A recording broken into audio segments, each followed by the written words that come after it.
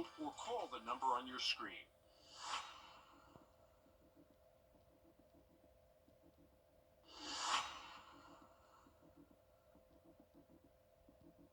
Parker's Kitchen is proud to partner with Wrdw Project to help empower veterans and their families. When you round up at Parker's, we'll make sure to match 25% of your donation to support local veterans.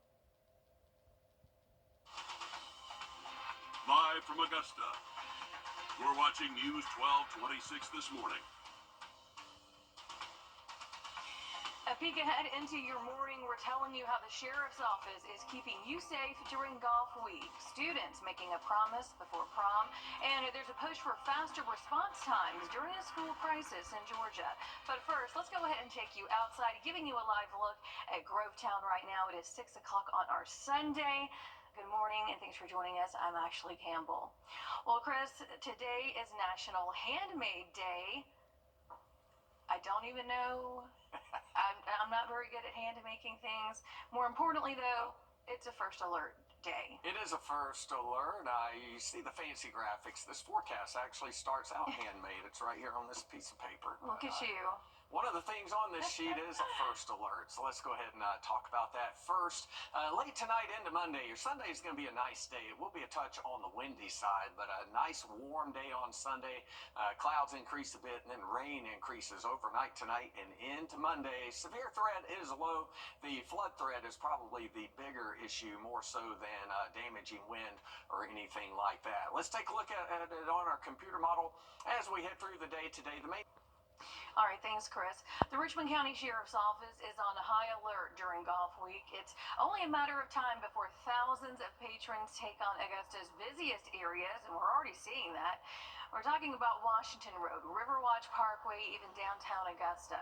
GDOT has stopped all construction on major interstates and highways. Your Sydney Hood sat down with the Richmond County Sheriff's Office to hear what it's doing to ensure safety during golf week. Getting more deputies on roads like Washington Road is key here. The Sheriff's Office says they'll have nearly every local Georgia agency here helping them, from things with patrolling traffic on the roads to, of course, ensuring safety for everyone coming here. Signs of spring are all around. As visitors start pouring in, the focus isn't just on the main event. It's on keeping everyone safe. We actually start planning in the summertime. The Richmond County Sheriff's Office says you can expect to see an additional 30 to 40% increase in manpower on roads like Washington Road, Riverwatch Parkway, and I-20. I'm not going to sit here and tell you that it's perfect, but I will tell you it's gotten better every single year, and we've seen that. And we can tell by the parking lots when they get full. We can tell at the end of a round, the parking lots, people leaving, how fast we're able to clear the parking lots, the traffic that's moving on the roadway. Safety at all times during the week is a top priority. We're using more technology than we have in the past, and I don't want to get too in detail what we are, but we've definitely, over the years, we have gotten better as technology has advanced. For law enforcement, we will be utilizing different things to help keep the property secure and also the surrounding area secure. The end goal, making sure everyone gets through the week without any trouble. It's a long week, it's long hours, but where else would you rather spend those long hours and have an opportunity to be out there and seeing all the patrons from all over the world? And for the Sheriff's Office, Golf Week is one that they cannot prepare enough for. But looking at traffic, they say they are going to be working with Augusta Traffic Engineering to patrol the roads with them, be on the ground to, of course, make sure everything runs as smooth as possible. All right, thanks, Sydney. We are on your side, helping you get ready for Golf Week. Join us. The spring season also means that it's prom season for high school students, and the joyful time also comes with a higher chance of dangers on the road. McCormick High School's prom was Saturday night. South Carolina Highway Patrol spent Tuesday educating students and staff on ways to stay safe. It included a simulation technology with lessons that can keep everyone safe, especially during prom season. Again, what you're about to see is fake. Your Kennedy Payne reports. Car crashes are one of the leading causes of deaths amongst teens. The National Highway Traffic Safety Administration says 1 in 3 alcohol-related teen fatalities occurs during prom season. Sounds and a scene you never want to hear. It's bad. It was real bad. The scene was staged, but the message was very real. We want them to be conscious and aware. Prom night is an important night for most of them.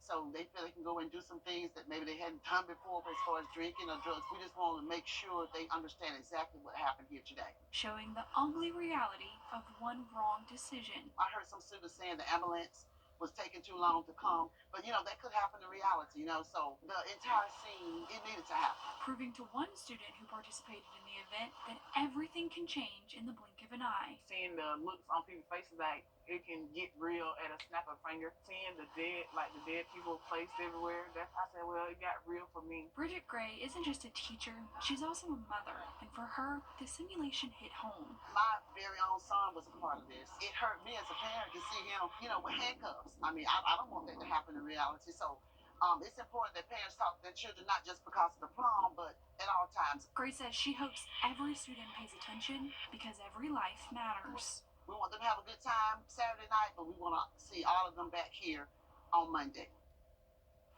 And Gray says she hopes not only students learn from this, but parents also remember to reinforce the important message of not drinking and driving. And on the Georgia side, GDOT found nearly 8,000 deadly crashes around the state. Its data only goes to 2023. GDOT has some safe driving advice on its website that you see there, especially for those high school students. We're going to have a link on our website as well, Wrdw.com. Changes are coming to the city of Grovetown. The city bought a property that will eventually serve as the new location for the Grovetown Museum. I've been inside. It is much needed. And as Rosina Halliburton found, city officials say the current space will barely fit anything else in it. That's why they're finding solutions in preserving and expanding history. It's a building you may have seen driving on Robinson Avenue in Grovetown. The city's museum has stood at this location for nearly 25 years. The uniqueness of the town is it was founded by people who really cared about the community, who mostly came here some way connected with the railroad. Many others came here on land grants and things of that nature. And there's so much history here for people to come in and see. It's a stop worth taking, especially for a city that's constantly growing. City Administrator Elaine Matthews has lived in Grovetown her whole life. The growth has been exponential. When I was a child and lived here, most of the roads here weren't even paved. And many of the buildings that you see here now were not here then. And so the growth has been amazing. And now the city is looking to grow the museum. They recently purchased a property a couple blocks down the road. I've always called our museum the hidden gem, as I've said, because a lot of people don't know that it exists. We think the new location will be a better spot with a little more visibility. This new space will continue to feature a variety of artifacts, photographs, and replicas of structures that once stood in Grovetown, while also giving more room to expand. Our idea right now is to have rotating displays, depending on themed events or certain relevant topics. It's a new project with the community top of mind. We want to give the opportunity for people to feel like they are part of this, even if they weren't born here or maybe didn't even know anybody when they moved here. I think it gives people a sense of belonging when you kind of know the history. Now, there's not an official opening date for the new museum. Updates to the building have to be made. The original Grovetown Museum is still open Thursday through Saturday from 12 to 4. It is completely free to go. I highly suggest that you check it out. It's located right off of Robinson Avenue by City Hall. 6 months after Hurricane Helene, Columbia County's Racquet Club has reopened with some major improvements. The storm caused serious damage to the club's deck and roof, as well as fencing and sidewalks. New signage has been added, as well as updates to the parking lot and 10 new pickleball courts. We see that pickleball is a growing sport, and we see the need. Right now, Patriots and Riverside, two of our biggest tennis complexes, do not have pickleball. So this was an addition to those, and I think it's something that is unique to Columbia County. Just learned yesterday that our Chris Still has jumped on the pickleball bandwagon, and if you live in Columbia County, you can enjoy those pickleball courts for free. If you live elsewhere, it's going to cost you $500 per person each year. There could be a new development in Columbia County. There's talks to bring an indoor-outdoor multi-sports complex right across from Patriots Park. Developers say 22 acres have been rezoned and they have completed a traffic study. The next step, funding. Right now, the developer of the project is working to make that a reality. They want to bring in an aquatic center, indoor gym, basketball courts, and indoor-outdoor football and soccer fields. And there could also be some coffee shops and daycare offered. One coach from Greenbrier High says that the county could use a space like this. The amount of growing that we've done over the last 10, 20 years, I just feel like we're due for our own facilities. You know, we're scrambling some days just to find a place where we could practice. And people in Columbia County want their aquatic center. Traffic congestion would be handled through a new light on Columbia Road at the park entrance that could be installed within the next 2.5, maybe 3 years, Chris. Well, it was a warm day out there on your Saturday. We had some sunshine, the high 88 degrees, the low 62. That was 13 degrees warmer than average for this date. There's a big cool down on the way and a lot of rain in between. We'll have a look at your forecast when we come back. You've been in a Degrees on Wednesday morning and staying near or cooler than average all week long. There's a new promise to respond faster to any crisis at Georgia schools. State lawmakers have passed what could be the last piece of school safety legislation this session. Georgia State House reporter Abby Kasoris explains the emotional debate. September 4th, I got the call. State Representative Holt Persinger represents Winder. His wife works for Barrow County Schools. When she told him there had been a shooting at nearby Appalachian High School, he asked, "Where do I need to be?" She called me to say they need water on the football field because the students are out there passing out. Republican House Speaker John Burns calling on him to carry legislation for a statewide approach to mental health, meeting after meeting wearing his Appalachia pin, defending the bill to anyone who would listen. Then on Monday, the House voted overwhelmingly to support his bill, requiring schools submit electronic maps to law enforcement and hire student advocacy specialists. I'm talking to somebody yesterday on the phone, and she's thanking me for fighting for our community. I'm just glad that I was able to be a part of it. The moment bittersweet. His initial bill included a statewide database to track threats from district to district, supported by some of the victims' families. The alleged shooter was investigated in 2023 for making a threat online. The system would ensure a record of the report would be available to a transferring student's new school within 10 days. This is something that the Appalachian families and community wanted, right? We want this tragedy to not be in vain. Appalachia alum Layla Contreras, like Persinger, on the football field that day, helping her sister and mother who were inside during the shooting. They share a common connection, working together for change in the wake of tragedy. You know, his wife being here, I actually had her when I was in Westside Middle School growing up here, and, you know, it just shows that he does care about this community and, you know, this is our home. The database idea still remains very controversial. Persinger says that this bill still requires that schools communicate with law enforcement and transfer records faster.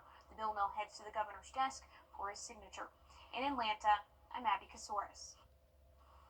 A farewell to the 4 Georgia soldiers found dead in Lithuania last. And all 4 soldiers were deployed to different locations across Poland and the Baltic states.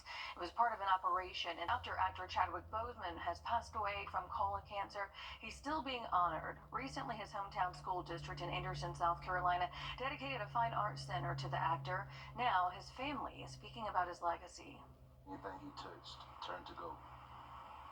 Anything he touched, no matter what it was. He touched it, it was going to be, like my grandma said, it was going to be good. She already knew it. They raised him to be Black Panther.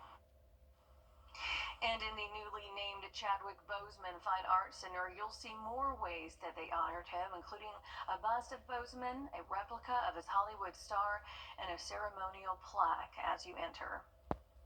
A dog that was rescued from South Carolina wildfires officially has a new home and new name. The dog, now known as Ember, was found near the Table Rock fire on March 27th.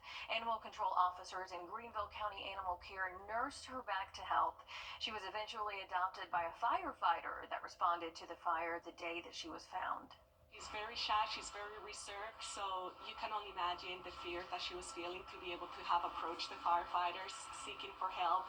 And thankfully, it was the right one that found her, picked her up, they fed her, gave her comfort, gave her shelter. The firefighter that adopted Ember will be taking her to Oregon when the fires are over. Well, we are going to be getting a break from the pollen, at least briefly, as some rain comes through here on Monday, making way for some cooler weather for the week ahead. We'll have another check on your forecast when we come back. We have breaking news this morning out of Columbia County. I'm following up on a story we've been covering.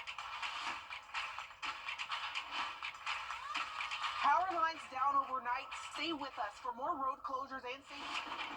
Cloud to ground lightning, that's going to be a big risk this morning. It's still like 32. It's all about getting you ready for the day.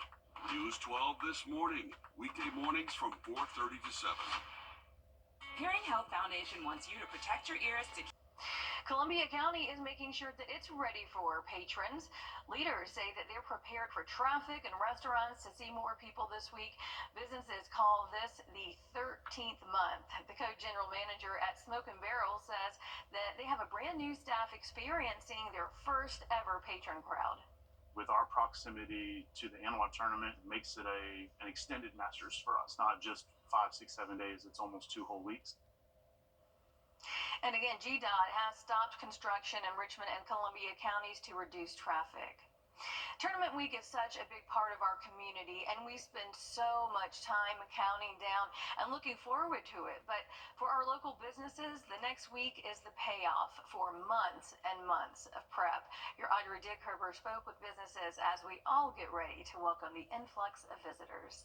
And anticipation has been growing. It doesn't matter if you're a restaurant, retail, coffee shop, you name it. They've been getting prepared for this next week. And especially if you're a small business, they say this business is more important now than ever. Downtown, Surrey Center, Westlake Commons, or just about anywhere in the CSRA has been getting ready. Lots of prep goes into it, months in advance. Adding custom Augusta themed items. Custom fun little items you can't get anywhere else, which has been cool to see everyone's reactions to those items. And we're always super busy in March, so it's been great with the locals, and now we're really excited for the patrons. Weeks in advance. The week before is so busy with our in-town clients.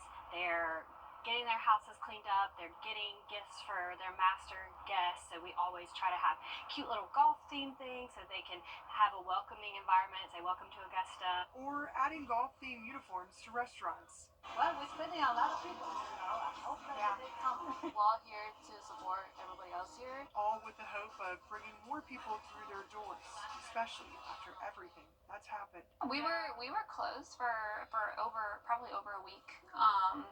And definitely Never great in retail. And then October was really a really tough month for everyone in business in Augusta. It was horrible.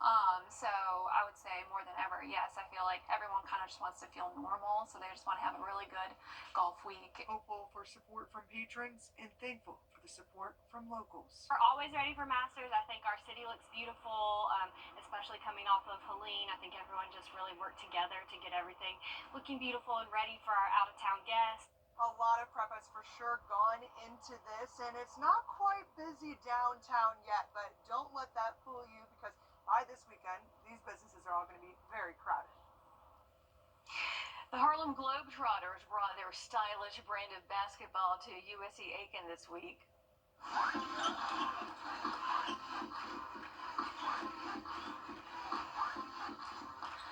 Here they go, the Globetrotters taking on the Washington Generals. They allowed fans to get involved during halftime. We spoke with one family about what made this so special for them. This one loves, beside me, he loves sports, so he's really getting into it. It's just the fun that we have, and he's, like I said, he's very sports oriented. He's part of football, he's part of baseball. He does his Special Olympic sports, basketball, flag football, so he just loves it. To him, we do come watch USC-Aiken play for baseball, and to him, it's just a game to him, but all the extra makes it even more animated for him.